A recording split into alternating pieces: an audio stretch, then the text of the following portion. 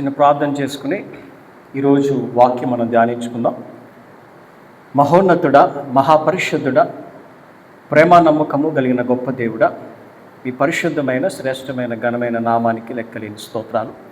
తండ్రి, మీ ఆత్మ ద్వారా మీ వాక్యం ద్వారా మీరే మాతో మాట్లాడవలసిందిగా, మమ్మలను ముందుకు నడిపించవలసిందిగా నజరేయుడైన యేసుక్రీస్తు వారి అతి శ్రేష్టమైన నామములో మిమ్మల్ని ప్రార్థించి బ్రతిమాలి వేడుకుంటున్నాము, మా ప్రియ పరలోకపు తండ్రి. ఆమేన్.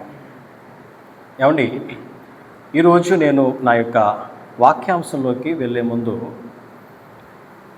గడిచినటువంటి కొన్ని దినాలుగా లేదా కొన్ని నెలలుగా లేదా కొన్ని సంవత్సరాలుగా నేను గమనించిన కొన్ని విషయాలు ఏంటంటే, అది వార్తల్లో అవనివ్వండి, సామాజిక మాధ్యమాల్లో అవనివ్వండి, భార్యాభర్తల మధ్య వస్తున్నటువంటి ఆ యొక్క ఇబ్బందులు. అంటే ఇబ్బందులు ఓకే, ఇబ్బందులు రావడం కామన్ అనుకోండి, బట్ ఆ యొక్క ఎక్స్ట్రీమ్ ఎమోషన్స్కి వాళ్ళు వెళ్ళిపోయి ఒకరినొకరు వారు చంపుకోవడం, ఏమండి, ఇంకా వేరే వ్యక్తులతో వివాహేతర సంబంధం పెట్టుకుని వాళ్ళతో కలిసి వీళ్ళని చంపడము, ఇవన్నీ వార్తలు రీసెంట్ టైమ్స్లో నేను ఎక్కువగా గమనిస్తున్నానండి.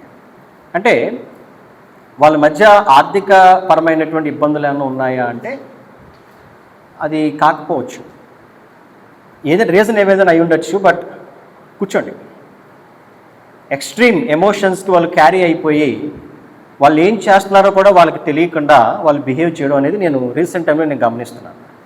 ఈరోజు నేను నా యొక్క వాక్యాంశంగా నేను తీసుకుంటున్నటువంటి అంశం ఏంటంటే, how should we be as life partners.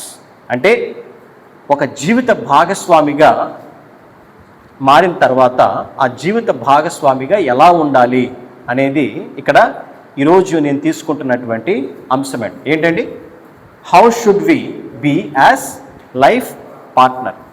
ఒక జీవిత భాగస్వామిగా ఎలా ఉండాలి అనేది ఈరోజు నేను నా యొక్క వాక్యాంశంగా నేను తీసుకుంటున్నాను. ముందుగా పరిశుద్ధ గ్రంథంలో దేవుడైన యెహోవా ఆదామును సృష్టించిన తర్వాత, ఆదామును దేవుడు సృష్టించిన తర్వాత ఆయన ఏమనుకున్నాడు అనేది ఒక వాక్యం మనం చదువుకుందామండి. ఆదికాండము 2వ అధ్యాయము 18వ వాక్యం మనం చదువుకున్నట్లయితే, యెహోవా, నరుడు ఒంటరిగా ఉండటం మంచిది కాదు, వానికి సాటి అయిన సహాయమును వాని కొరకు చేయుదుననుకొనెను. ఇక్కడ ఆదామును సృష్టించిన తర్వాత ఆయన ఏమనుకుంటున్నారంటే, ఆదాము లేదా ఒక నరుడు ఒంటరిగా ఉండటం మంచిది కాదు, అతనికి ఒక సాటి అయిన సహాయము అవసరము, ఒక సాటి అయిన సహాయమును వాని కొరకు నేను చెయ్యాలి అని దేవుడు ఆయన అనుకున్నాడండి. ఆయన అనుకున్న తర్వాత ఆయన ఏం చేశాడంటే, ఈ ఆదాముకు గాఢ నిద్ర కలుగజేసి అతని ప్రక్కటెముకలో నుండి ఒక ఎముకను తీసి దానికి మాంసాన్ని పూడ్చి ఒక స్త్రీని ఆయన సృష్టించారు. ఆ స్త్రీ పేరే హవ్వ.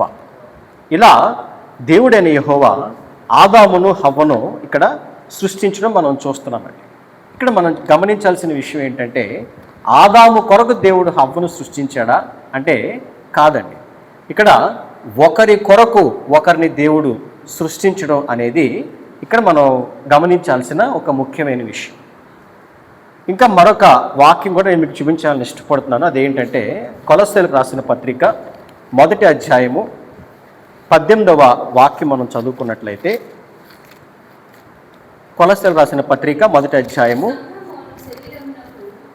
సంఘము అను శరీరమునకు ఆయనే శిరస్సు, ఆయనకు అన్నిటిలో ప్రాముఖ్యము కలుగు నిమిత్తము ఆయన ఆది అయ్యుండి మృతులలో నుండి లేచుటలో ఆది సంభూతుడు ఆయన. చదవబడిన ఈ వాక్య భాగంలో మనం గమనించాల్సిన విషయం ఏంటంటే, సంఘము అను శరీరమునకు ఆయనే శిరస్సు. ఎవరు ఆయన? మనం ఆరాధిస్తున్నటువంటి మన ప్రభు అయిన యేసుక్రీస్తు ప్రభువు ఒక చర్చ్కి, ఒక సంఘానికి ఆయన శిరస్సు అని ఇక్కడ వాక్యంలో రాయబడింది. ఓకే, మరొక చోట ఎఫెసీ పత్రిక 5వ అధ్యాయము 23వ వాక్యం కూడా మనం చదువుకున్నట్లయితే అక్కడ ఏముందనంటే, క్రీస్తు సంఘమునకు శిరస్సయ్యున్నలాగున పురుషుడు భార్యకు శిరస్సయ్యున్నాడు. క్రీస్తే శరీరమునకు రక్షకుడై ఉన్నాడు. ఇక్కడ ప్రాముఖ్యమైన 3 విషయం మనం గమనించాలి. అందులో మొదటిది ఏంటంటే క్రీస్తు సంఘమునకు శిరస్సై ఉన్నాడు, ఫస్ట్ పాయింట్. రెండవది అలాగే పురుషుడు భార్యకు శిరస్సై ఉన్నాడు. మూడవదిగా క్రీస్తు శరీరమునకు రక్షకుడై ఉన్నాడు. ఇక్కడ ఒక పురుషుడు భార్యకు శిరస్సై ఉన్నాడు అనేటువంటి మాట మనం జాగ్రత్తగా గమనించాలి. ఇక్కడ పురుషుడు భార్యకు శిరస్సై ఉన్నాడు కదా అంటే భర్త ఏం చెబితే భార్య అది చెయ్యాలి. ఏమండి, భర్త ఏ రకంగా నడిపిస్తే ఆ రకంగా భార్య నడవాలి. ఇంకా భార్యకు ఎలాంటి స్వాతంత్రం లేదు అనేటువంటి ఆలోచన మాత్రం ఇక్కడ కాదండి. అలా మనం ఈ వాక్యాన్ని తీసుకోకూడదు. ఇక్కడ మనం గమనించాల్సిన విషయం ఏంటంటే a head without a body is of no use. అంటే శరీరంలో ఒక్క తల మాత్రం ఉండి బాడీ ఏమీ లేకపోతే అది అసలు హ్యూమన్ బాడీ అంటారు కదండి. ఏమండి, కాదు. శరీరము ఉండాలి, దానికి శిరస్సు ఉండాలి, ఆ రెండు కలిసి ఉండాలి. అప్పుడు మాత్రమే ఒక కంప్లీట్ బాడీ అనేది తయారవుతుంది. అందుకే వాక్యంలో ఇక్కడ అదే అధ్యాయము 29వ వచనంలో ఏముందంటే తన శరీరమును ద్వేషించు వాడెవ్వడనూ లేడు గాని ప్రతి వాడు దానిని పోషించి సంరక్షించుకొనును. ఏమండి, ఏ ప్రపంచంలోనే ఏ వ్యక్తి ఎవరైనా తమ శరీరాన్ని వాళ్ళు ద్వేషిస్తారండి? ఇగో ఈ కాలంటే నాకు, ఈ చెయ్యి అంటే నాకు చాలా ఇష్టం అండి, ఎడం చెయ్యి, కుడి చెయ్యి నాకు ద్వేషం అని చెప్పి ఎవరన్నా అంటారండి? నాకు కుడి కాలంటే నాకు చాలా ఇష్టం అండి, నా ఎడం కాలంటే నాకు అసహ్యం అని ఎవరన్నా అంటారండి? ఎవ్వరూ అనరు. ఈ ప్రపంచంలో ఎవరు అలా అనరు. అందరూ కూడా తమ శరీరమును ప్రేమిస్తారు. ద్వేషించేవారు అయితే ఎవరు కూడా ఉండరు. అలాగే శిరస్సు స్థానంలో ఉన్నటువంటి భర్త భార్యను ఏ రకంగా ప్రేమించాలి, ఏ రకంగా ఉండాలి అనే దానికి ఇక్కడ ఈ వాక్యం అనేది ఒక ఉదాహరణగా ఉందండి. బాడీ అండ్ హెడ్ రెండు కలిస్తేనే ఒక శరీరం అయినట్లుగానే అదేవిధంగా భార్య మరియు భర్త ఇద్దరూ కలిసి నడిస్తేనే ఒక ఫ్రూట్ఫుల్ లైఫ్గా అది మారుతుంది, ఒక ఫలభరితమైనటువంటి జీవితంగా అది మారుతుంది అని దేవుడు ఈ వాక్యం ద్వారా తెలియచేస్తున్నాడు. ఎందుకు నేను ఈ మాటలు చెప్తున్నానంటే మరి ఈ యొక్క ప్రాపర్ అండర్స్టాండింగ్, ఇద్దరి మధ్య కూడా ప్రాపర్ అండర్స్టాండింగ్ లేనప్పుడే అన్ని రకాలైనటువంటి వివాదాలు, అన్ని రకాలైనటువంటి గొడవలు ఇవన్నీ కూడా రావడానికి అవకాశం ఉంటుంది. ఉదాహరణకి బైబిల్ గ్రంథంలో కొన్ని సందర్భాలు మనం చూసుకున్నట్లయితే అంటే ఏ రకంగా ఒక లైఫ్ పార్ట్నర్ ద్వారా ఒక గైడెన్స్ అనేది ఎంత ఇంపార్టెంట్ అనేది ఇక్కడ మనం కొన్ని వాక్యాలను అర్థం చేసుకుందాం. మొదటిగా నేను తీసుకుంటున్నటువంటి ఉదాహరణ ఏంటంటే అబ్రహాముతో దేవుడు చెప్తున్నాడు ఏమనంటే నీ భార్య అయిన సారా నీతో చెప్పే ప్రతి మాటను నువ్వు వినాలి. ఏమనండి దేవుడు చెప్తున్నాడండి, మానవుడు చెప్పట్లేదు, అబ్రహాం గారి తండ్రి గారు తెరహు గారు చెప్పట్లేదు, ఇంకో పెద్ద మనిషి చెప్పట్లేదు. ఎవరు చెప్తున్నారు? దేవుడే చెప్తున్నాడు. ఏమనంటే అబ్రహామా నీ భార్య అయినటువంటి సారా నీతో ఏవైతే చెప్తుందో first of all you have to listen to your wife. ఈరోజు నేను ప్రతి ఒక్కరితో చెప్పేది ఏంటంటే ఫస్ట్ ఆఫ్ ఆల్ ఒక భర్త స్థానంలో, ఒక శిరస్సు స్థానంలో ఉన్నటువంటి వ్యక్తి తమ భార్య ఏం చెబుతుందనేది ఫస్ట్ వినాలి. ఏమండి, వాళ్ళని చెప్పనివ్వాలి, వినడానికి మనం స్కోప్ ఇవ్వగలగాలండి. ఇక్కడ ఈ వాక్యం ద్వారా మనం అర్థం చేసుకోవాల్సింది అదే. ఇక్కడ ఈ కాంటెక్స్ట్ ఏంటంటే సుమారు 25 సంవత్సరాల పాటు సుదీర్ఘమైన నిరీక్షణ తర్వాత అబ్రాహాము మరియు సారాకు ఒక కుమారుడు జన్మించాడు. ఆ కుమారుడి పేరు ఏంటండి? ఇస్సాకు. ఓకే, ఇప్పుడు ఈ కుమారుడు జన్మించిన తర్వాత వారి మధ్య ఉన్నటువంటి ఆ యొక్క జరిగినటువంటి సంఘటన ఏంటనేది మనం వాక్యం ద్వారా చూద్దామండి. ఆదికాండం 21వ అధ్యాయంలో అక్కడ అసలు ఏం జరిగింది? ఆదికాండము 21వ అధ్యాయం. ఇక్కడ 5వ వచనం మనం చూస్తే అబ్రాహాము కుమారుడైన ఇస్సాకు అతనికి పుట్టినప్పుడు అతడు 100 ఏండ్ల వాడు. ఇక్కడ 8వ వచనం నుంచి మనం చదువుకున్నట్లయితే ఆ పిల్లవాడు పెరిగి పాలు విడిచెను. ఇస్సాకు పాలు విడిచిన దినమందు అబ్రాహాము గొప్ప విందు చేసెను. అప్పుడు అబ్రాహామునకు ఐగుప్తురాలైన హాగరు కనిన కుమారుడు పరిహసించుట సారా చూచి ఈ దాసిని దీని కుమారుణ్ణి వెళ్ళగొట్టము, ఈ దాసి కుమారుడు నా కుమారుడైన ఇస్సాకుతో వారసుడై ఉండడని అబ్రాహాముతో నేను. ఇక్కడ జరిగినటువంటి సందర్భం ఏంటంటే, చాలా సంవత్సరాల పాటు అబ్రాహాముకు సారాకు సంతానం లేనందున సారమ్మ గారు ఏం చేస్తారంటే, హాగరు తన యొక్క దాసిని అబ్రహాం దగ్గరికి పంపిస్తారు. వారికి ఒక కుమారుడు జన్మిస్తాడు, అతని పేరు ఇష్మాయిలు. కానీ వాగ్దాన కుమారుడు అతను కాదు. 25 సంవత్సరాల నిరీక్షణ తర్వాత మొత్తానికైతే ఆ వృద్ధాప్యంలో సారాకు కుమారుడు జన్మిస్తాడండి. అతని పేరు ఏంటంటే ఇస్సాకు. ఈ ఇస్సాకు పాలు విడిచిన తర్వాత ఒక గొప్ప విందుని చేస్తాడు అబ్రహాం. అందులో అక్కడ ఏం జరుగుతుందంటే, ఈ హాగరు కనినటువంటి కుమారుడు ఎవరైతే ఇష్మాయిల్ ఎవరైతే ఉన్నాడో, ఆ ఇష్మాయిలు ఇస్సాకుతో పరిహసిస్తూ ఉంటాడనమాట. అది సారాకు నచ్చలేదు. ఆమె ఏం చెప్తుందంటే, ఇదిగో ఈ హాగరును అతని కుమారుణ్ణి ఇక్కడి నుంచి పంపించేది. ఇతడు ఇస్సాకుతో కలిసి వారసుడిగా ఉండడానికి వీల్లేదు అని చెప్పి ఇక్కడ సారా చెప్తుందండి. ఈ మాటకి అబ్రాహాము గారికి చాలా చాలా దుఃఖం కలుగుతుందండి, చాలా బాధ కలుగుతూ ఉంటుంది. అక్కడ వాక్యంలో ఉంటుంది, అతని కుమారుని బట్టి ఆ మాట అబ్రాహామునకు మిక్కిలి దుఃఖము కలుగజేసెను. ఇక్కడ అబ్రాహాము గారికి ఎంత దుఃఖం కలిగినప్పటికీ, ఆయనకి ఎంత బాధ కలిగినప్పటికీ ఒక వాస్తవం ఏంటంటే, ఇష్మాయేలు దేవుని యొక్క వాగ్దాన కుమారుడు కాడు. అతడు వారసుడు ఎన్నటికీ కూడా కాలేడు. ఇస్సాకు మాత్రమే మరి దేవుని ద్వారా పుట్టినటువంటి వాగ్దాన కుమారుడు అండి. ఆ సందర్భంలో దేవుడు చెప్తున్నటువంటి మాట, అయితే దేవుడు ఆ చిన్నవాణ్ణి బట్టి నీ దాసిని బట్టి నీవు దుఃఖపడవద్దు, సారా నీతో చెప్పు ప్రతి విషయంలో ఆమె మాట వినుము, ఇస్సాకు వలన అయినదియే నీ సంతానం అనబడును. ఒక్కొక్కసారి విన్నటువంటి ఆ మాటలు దుఃఖాన్ని కలిగించినప్పటికీ, బాధను కలిగించినప్పటికీ కూడా ఇక్కడ సారా చెప్పేటువంటి మాటలను వినాలి అని చెప్పి దేవుడు అబ్రాహాముకు చెప్పడం మనం చూస్తున్నామండి. మరి ఈ రోజుల్లో ఎంతమంది వారి భార్యలు చెప్పేటువంటి మాటలు వినేవారుగా ఉన్నారు, మరి దాని ద్వారా వారు ప్రవర్తించేవారుగా ఉన్నారు. ఎందుకంటే మరి ఒక రైట్ కౌన్సిలింగ్ ఒక మంచి మాటను వినేటువంటి సందర్భంలో, ఒక రైట్ కౌన్సిలింగ్ తీసుకునే సందర్భంలో వారు ఎవరు చెప్పినప్పటికీ కూడా మనం తప్పకుండా వినాలి అని ఈ ఉదాహరణ ద్వారా మనం అర్థం చేసుకోవాలి.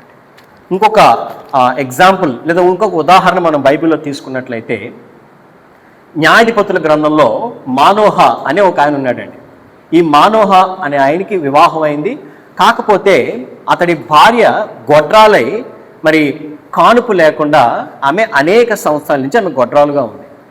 ఒకానొక రోజు ఏమైందంటే, దేవుని దూత ఆమెకు ప్రత్యక్షమై, ఇదిగో అమ్మ, దేవుడు నీ గర్భాన్ని తెరవబోతున్నాడు, నీ ఒక కుమారుని నువ్వు జన్మనిస్తావు, కాబట్టి నువ్వు ఎలాంటి మద్యాన్నైనను లేదా ఇతరితర నిషేధింపబడినటువంటి ఆహారాన్ని కానీ అపవిత్రమైనవి కానీ నువ్వు ఎప్పటికీ తీసుకోకూడదు.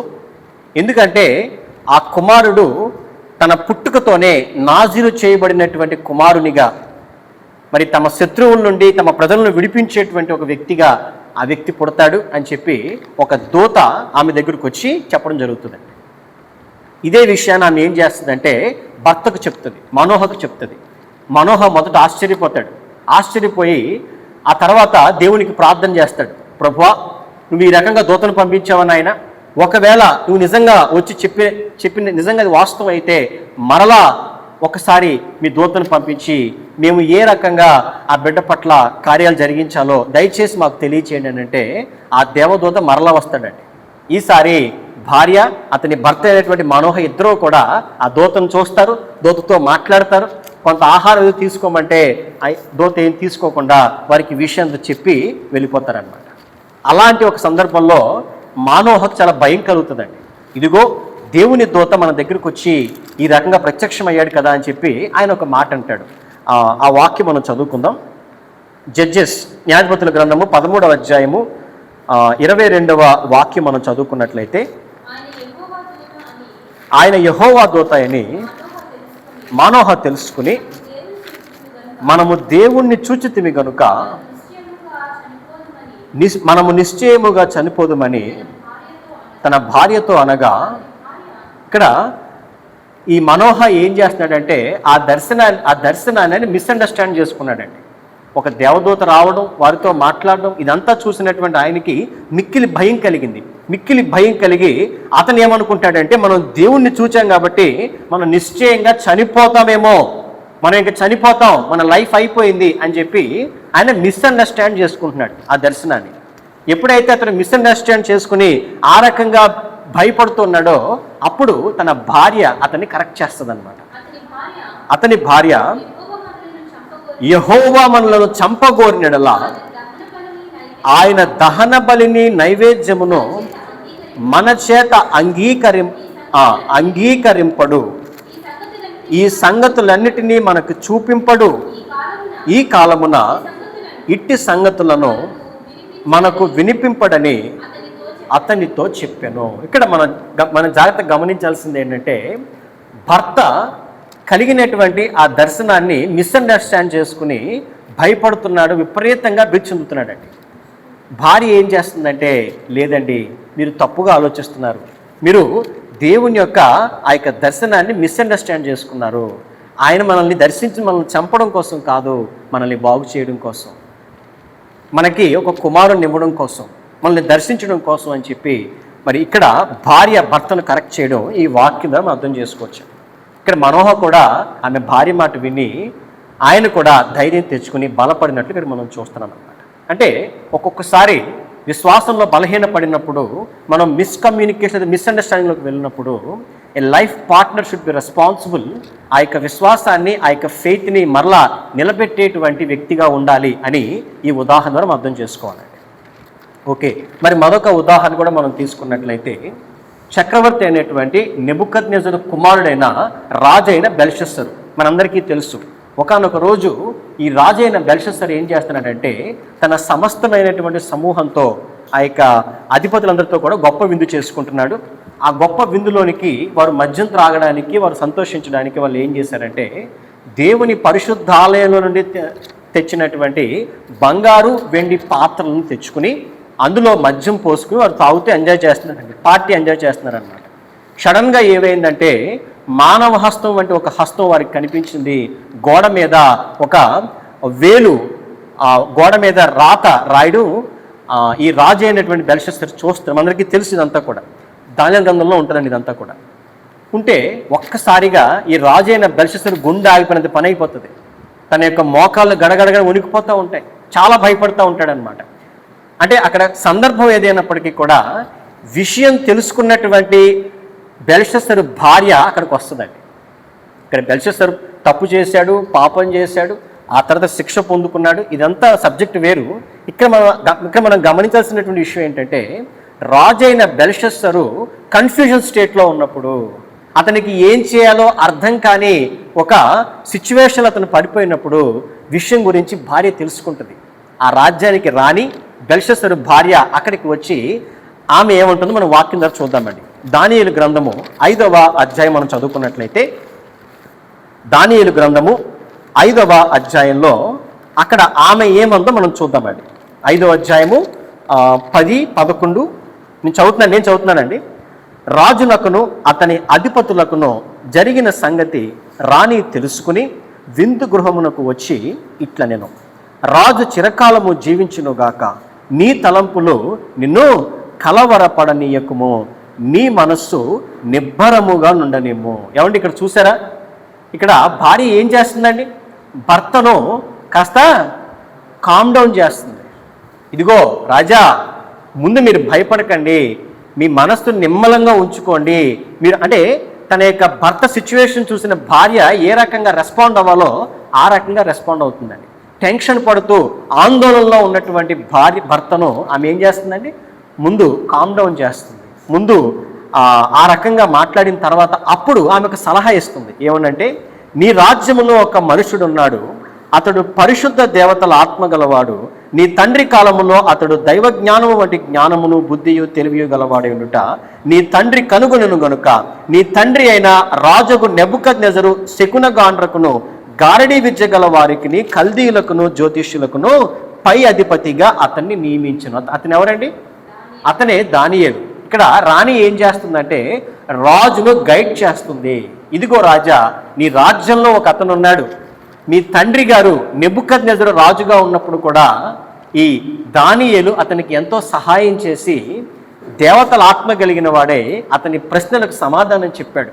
కాబట్టి మీరు కూడా దానియేలుని పిలిపించండి, అప్పుడు మీ ప్రశ్నలన్నిటికీ కూడా అతను సమాధానం చెప్తాడని చెప్పి ఇక్కడ భార్య భర్తను గైడ్ చేయడం, భర్తకు చెప్పడం ఇక్కడ మనం గమనిస్తున్నామండి. అంటే సందర్భం ఏదైనప్పటికీ కూడా, అక్కడ జరిగినటువంటి సిచ్యువేషన్ ఏదైనప్పటికీ కూడా భార్య ఏం చేయాలో అనేది అక్కడ ఆమె చేస్తుందండి.